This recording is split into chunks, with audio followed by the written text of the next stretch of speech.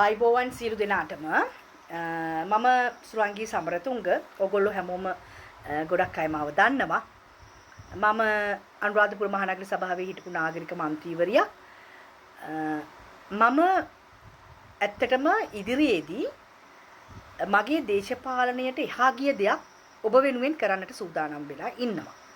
ඇත්තටම මේ රට තුල දැවෙන ප්‍රශ්න රාශියක් තියෙනවා විශේෂයෙන්ම කාන්තාවන්ට.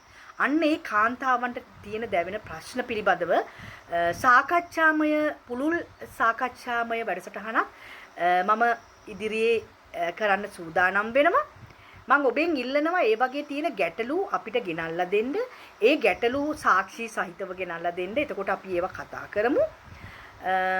ඇත්තටම කිව්වොත් එහෙම මේ රට තුල මම අනුරාධපුරයේනේ. එතකොට මේ අපි රටේ ගැන කතා කරන්න ඉස්සෙල්ලා අනුරාධපුර ගැන කතා කරමුකෝ.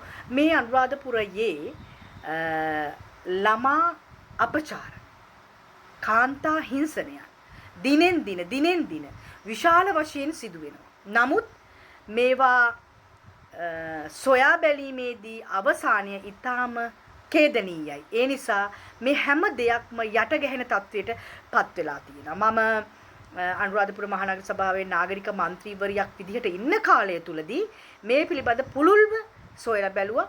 සහයෝගය ගන්න උත්සාහ කළා. නීතිමය අයත් එක්කලා මම ඉදිරියේදී මේ පිළිබඳව නීතිඥතුමියන් සමග ඒ වගේම මේ පරාශය තුල ඉන්න අය සමග කතා කරන්න බලාපොරොත්තු වෙනවා. ළමා අපයෝජනයක් සිද්ධ වෙන දරුවා ඒ අපයෝජනීය වුණාට පස්සේ ඒක බොහෝ විට හංගනවා. තමන්ගේ මවට හරි කාට හරි කියන්නේ යම්කිසි දෙයකින් තමයි ඒක මව හොයාගන්නේ. ඇත්තටම මේ වගේ අපයෝජන ගැන සොයා බැලීමේදී අවසානය ඛේදනීයයි කියලා මම කියන්නේ මොකද ඒක ඒ වගේ අපයෝජන වැඩිපුරම සිද්ධ වෙන්නේ තමන්ගේම පවුලට එහා ගිය ඥාති ඒ වගේ පවුලට සමීපතම පුද්ගලයන්ගේ නේද? ඉතින් ඒ හින්දා අපි ඒවා පිළිබඳව කතා කරනවා. තවත් කාන්තාවන්ට විවිධ ගැටලු තියෙනවා. ඒ ගැටලු විතරක් නෙමෙයි බාහිර පොදු ගැටලු තියෙනවා. ඒ ගැටලු මං ඉදිරියේදී ඔයගොල්ලොත් එක්ක කතා කරන්න බලාපොරොත්තු වෙනවා. මේකට පක්ෂ පාට ભેද මට අදාළ නැහැ. දැවෙන ප්‍රශ්න සමාජයේ හැමෝටම තියෙනවා.